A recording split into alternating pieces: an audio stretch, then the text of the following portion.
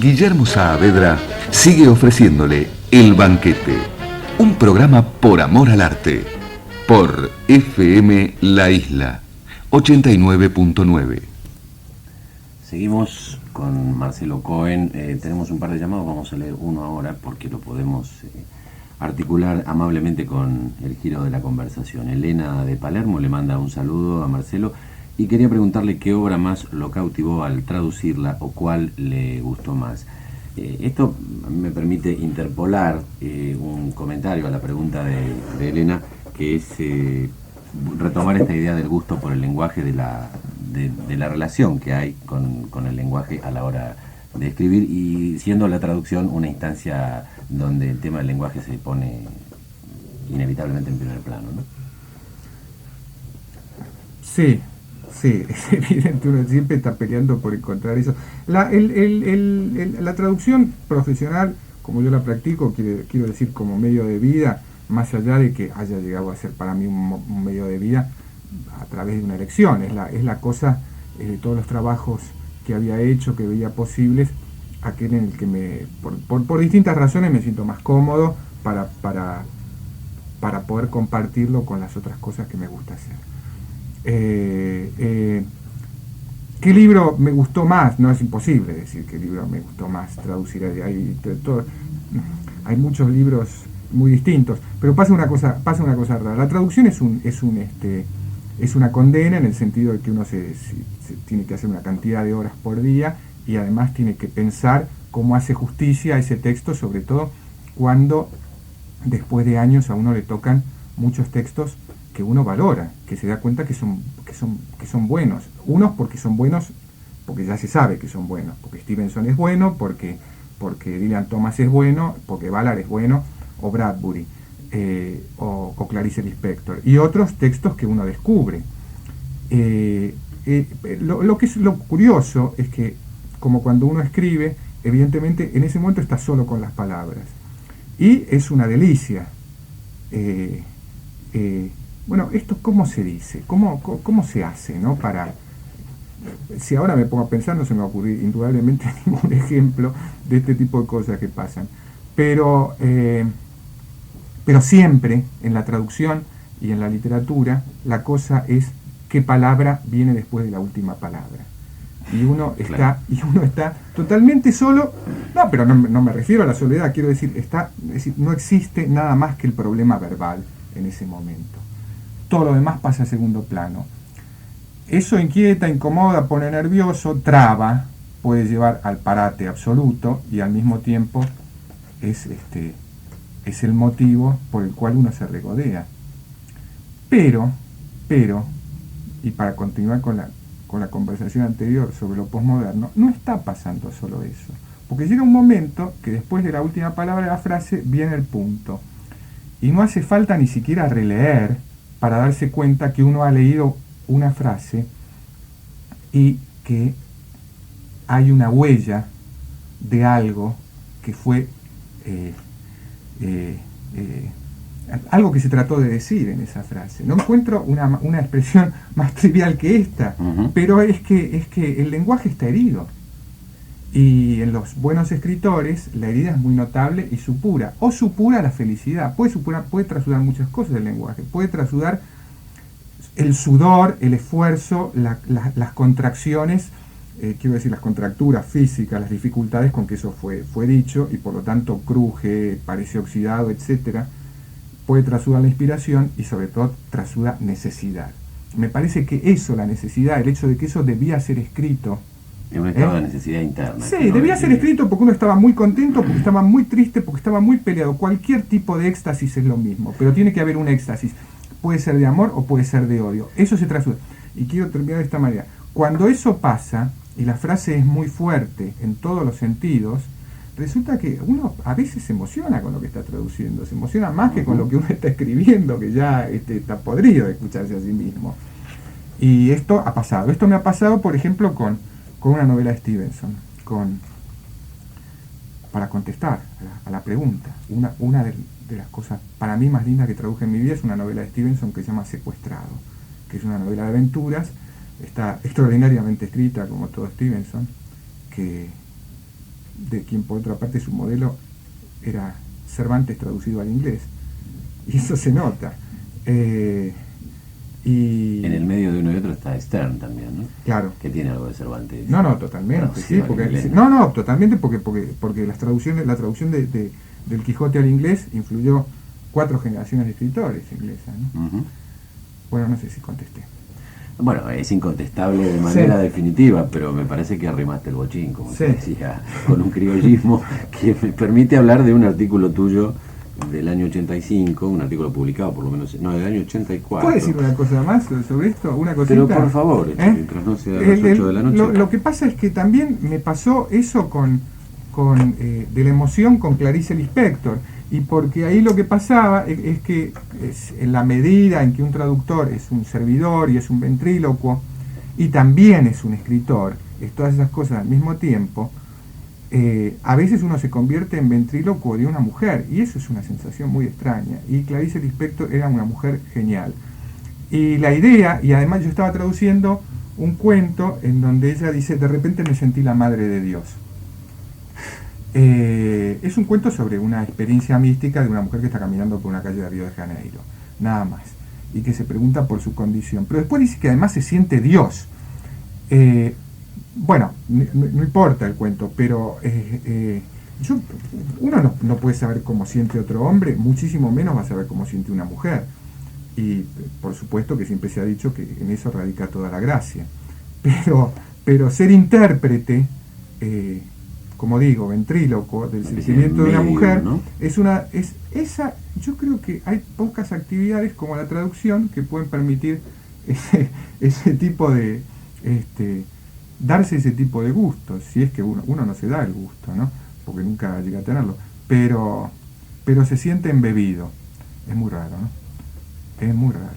Bueno, perdón. No, por favor, al contrario. No, yo estaba a punto de introducir una variación en este tema del lenguaje, de la escritura, de la traducción, que es un artículo que vos escribiste en el año 84, se publicó en Clarín en el año 84, que se llama La imaginación en la jaula, y donde haces un recorrido de Sarmiento al momento en que estaba escrita la nota, de cómo el lenguaje de los argentinos, el lenguaje que la literatura argentina ayuda a construir, se convierte hasta cierto momento en un signo distintivo. Tal vez decís vos en el artículo el mayor logro de esa literatura que se desmarca bastante rápidamente, como también lo hizo primero la comunidad que vivía en el Río de la Plata, de los modismos del español peninsular, y empieza, digamos, como en otros órdenes de la vida colonial, a contrabandear, a tomar préstamos, a superponer planos de lenguaje de diferentes épocas. Hay núcleos, como admite el mismo Sarmiento, y vos lo mencionaste en el artículo,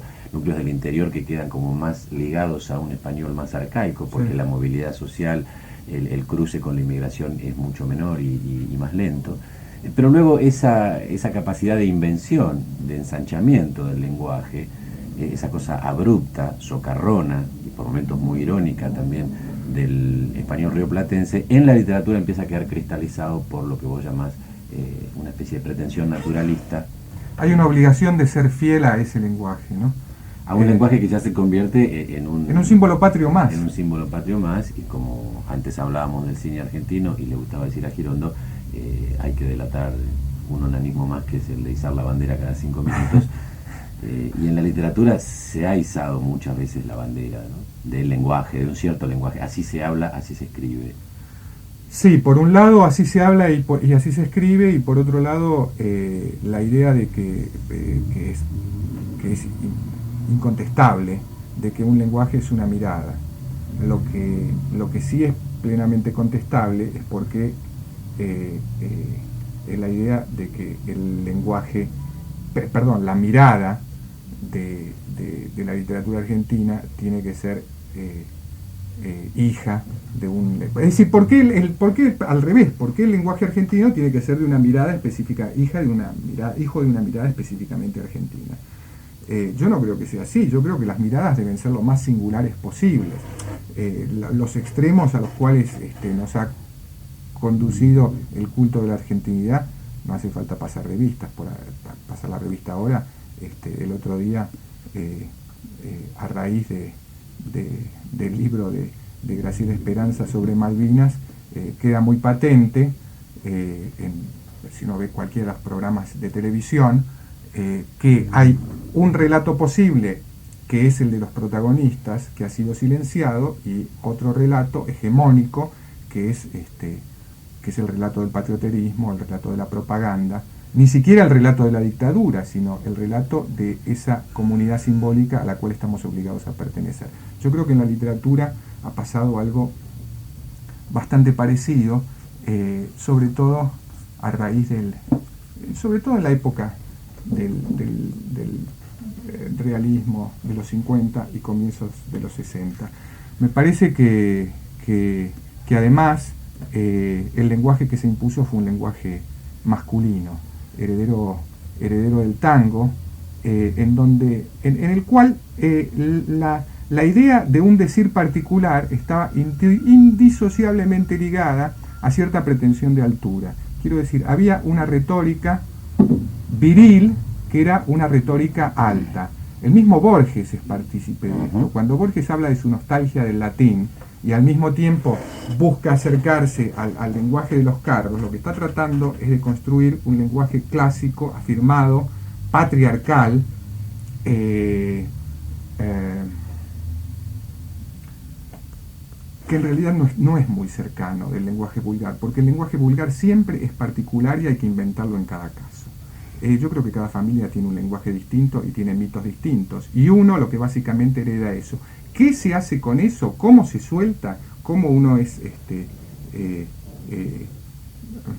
cómo uno preserva la vinculación entre su manera de mirar y su manera de decir, que probablemente son la misma cosa?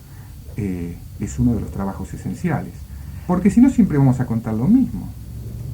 Hay otra cuestión que alguna vez mencionaba Aira, dentro de esta caracterización que vos hacías de cierta manera de construir una manera que se canonizó durante mucho tiempo en la literatura argentina, que es muy masculina, muy argentina en un sentido negativo, muy igual a sí misma. También tenía que ver, decía Aira, con que los narradores en la literatura argentina, cuando son protagonistas, además de narradores, o cuando son narradores en tercera persona, siempre se las arreglan para quedar bien parados, digamos. Totalmente. Tienen un terrible miedo al ridículo. Totalmente, ¿no? Ese es el asunto, ¿no? Como si uno no se permitiera equivocarse, ir corrigiendo a medida que avanza en aquello que se está narrando, ¿no? En realidad, todo esto también fue contestado, ¿no? Existe los intentos de Lamborghini, de Leónidas Lamborghini, sobre el balbuceo del oprimido, pero yo creo que la política de transformación de la sociedad no es la manera en que no es el cauce por el cual la literatura puede llegar a hacerse cargo de estas cosas. Yo pienso que Aira tiene razón, que no hay que tener miedo a equivocarse. En realidad, Aira dice que no hay que tener miedo a escribir mal y hay que poder escribir mal. Esto lo pone a uno en una situación de compromiso, porque por otra parte el lector no tiene por qué tolerar las cacofonías, que son irritantes. Entre esos dos límites está la cuestión. Pero me parece que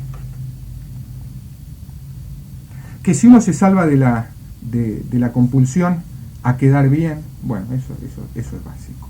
A lo mejor puede empezar a decir otras cosas, ¿no?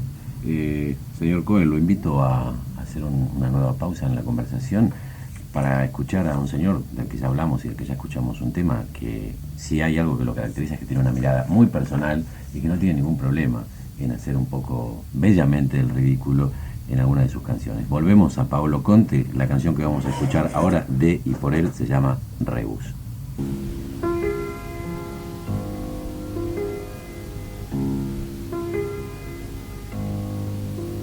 Cercando di te in un vecchio caffè, ho visto uno specchio e dentro ho visto il mare, e dentro al mare una piccola barca per me. per farmi arrivare a un altro caffè, con dentro uno specchio che dentro si vede il mare, e dentro al mare una piccola barca pronta per me. Ah, che rebus, ah, che rebus.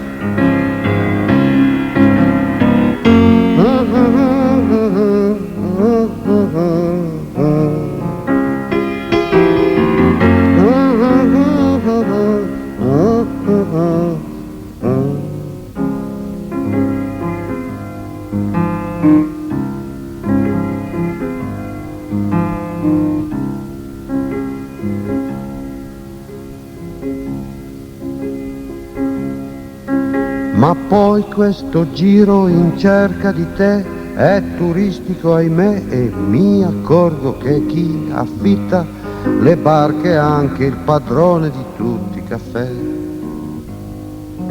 E paga di qua e paga di là, noleggia una barca e prendi un caffè. Ah, è meglio star qui a guardare i pianeti nuotare davanti a me nell'oscurità del rebus.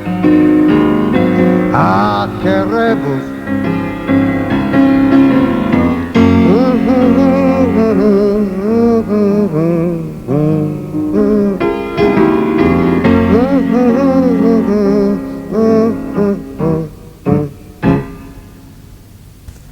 Escuchábamos de y por Paolo Conte el tema Rebus. Rebus, me aclara acá el especialista en Conte que tenemos aquí, que además en sus ratos ocasionales escribe novelas y traduce, Marcelo Cohen, que rebus es la palabra que se usa en italiano para hablar del rompecabezas. Y es que este tema tiene una construcción, una especie de el tipo que narra y que cuenta la historia, es como una especie de Velázquez en las Meninas, ¿no? Porque hay como planos que se superponen. Sí, o como un cuadro de Escher, ¿no? Es lo que se llama una estructura, bueno, no lo digamos, una estructura iterativa, ¿no?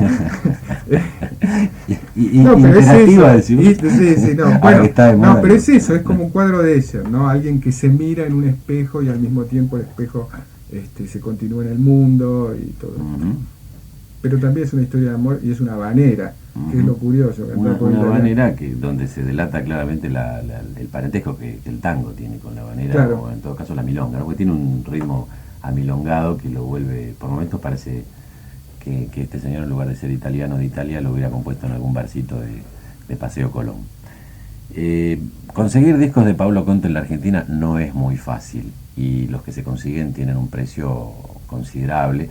Uno de los lugares es, así como el Aleph de varios de los que estamos aquí hoy en el programa, es la disquería Babalu, que tiene su sede en el espacio de la librería Gandhi, en Corrientes al 1500, frente al Teatro San Martín. Hay otras disquerías seguramente, pero el que tenga ganas y voluntad puede por lo menos acercarse ahí a Babalu, y si no lo tienen, seguramente en alguno de los barcos que llegan aquí de la metrópoli se lo van a encargar con bastante presteza. Seguimos entonces con Marcelo Cohen. Estábamos hablando del lenguaje como sinónimo de una mirada sobre la realidad, el lenguaje también como el material, que en algunos casos, como es el caso extremo de los poetas o de algunos poetas, es el material, es el punto de llegada también, no solo el punto de partida.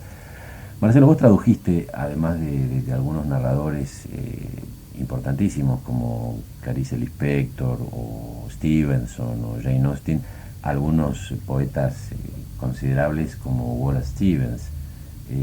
Pero me gustaría que hablaras un poco más de tu experiencia con algunos poetas. En alguna entrevista que hicimos hace mucho tiempo, vos me mencionabas que la manera tuya de salir de esa trampa de realismo costumbrista en la que tu generación se sentía, primero por una compulsión de ideales o de responsabilidades políticas, pero también por una literatura inmediata heredada, que uno de los salvoconductos había sido justamente la lectura de algunos poetas y de algunas poesías. Me gustaría que contaras un poco de eso. A mí me parece que yo no salí nunca del costumbrismo, lo digo lamentablemente, ¿no? De vez en cuando a uno le toca corregir alguna cosa que publicó hace mucho tiempo y se da cuenta que por más que haya tratado de introducir el futuro en el presente y eliminar las contingencias, quizás porque le gusta conversar todos los días con el portero y ese tipo de cosas, la realidad pasajera se mete, ¿no? Se incrusta, y yo no, me da la impresión de que muchas veces no he sabido encontrar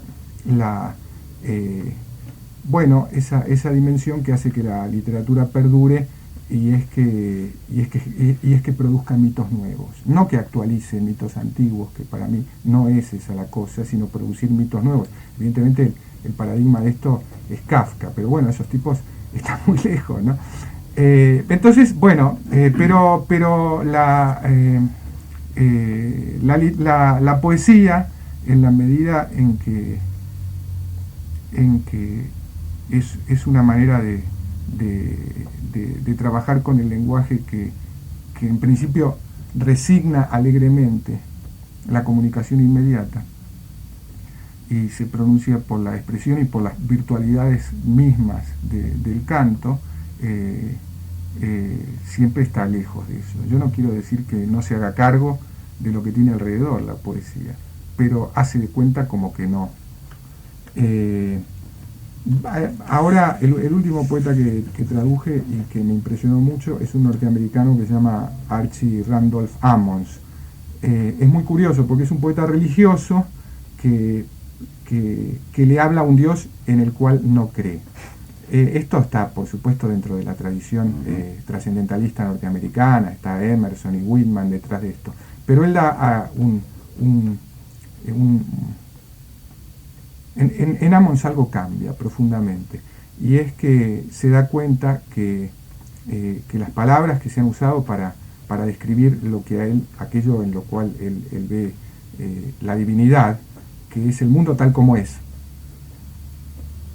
ya no le alcanza, ¿no? Porque esto se hizo mucho en la poesía norteamericana. Entonces su maestro puede ser Frost, pero él ve que el lenguaje alrededor ha cambiado. Entonces, ¿qué pasa? Si un poeta, como casi todos los grandes poetas, está tratando de ocuparse de lo que se ocupa la poesía, que es aquello que yo busco, que es la revelación, que es la posibilidad de que el mundo que vemos continuamente aparezca igual que como es siempre, pero ligeramente distinto, solo se puede hacer algo que no siempre estaba muy claro a través de el horizonte verbal y los medios verbales de la época. Entonces Ammons es un poeta del mundo como divinidad que utiliza los recursos de los últimos lenguajes de la ciencia, y esto produce un efecto absolutamente de extrañamiento. Lo extraño es que produce un efecto de gran cercanía, porque ese lenguaje hoy es el lenguaje que tenemos alrededor, aunque llegue a veces con cuentagotas. Estoy hablando de palabras como caos, orden, termodinámica, bordes, límites, entropía, etc. Y yo estoy nombrando las más comunes, las que sabemos los legos, pero él se ocupó de proveerse nutridamente de este lenguaje. Entonces él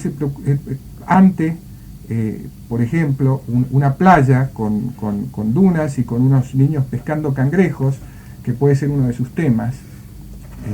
Cómo hacen los niños para que los cangrejos que han pescado no se les mueran, y los ponen en unos charquitos que han hecho haciendo hoyos en la playa y tratando de recoger el agua de la creciente o de cuando vienen las olas. Ve eso y se pregunta cómo funcionan los niños, cómo funcionan los cangrejos.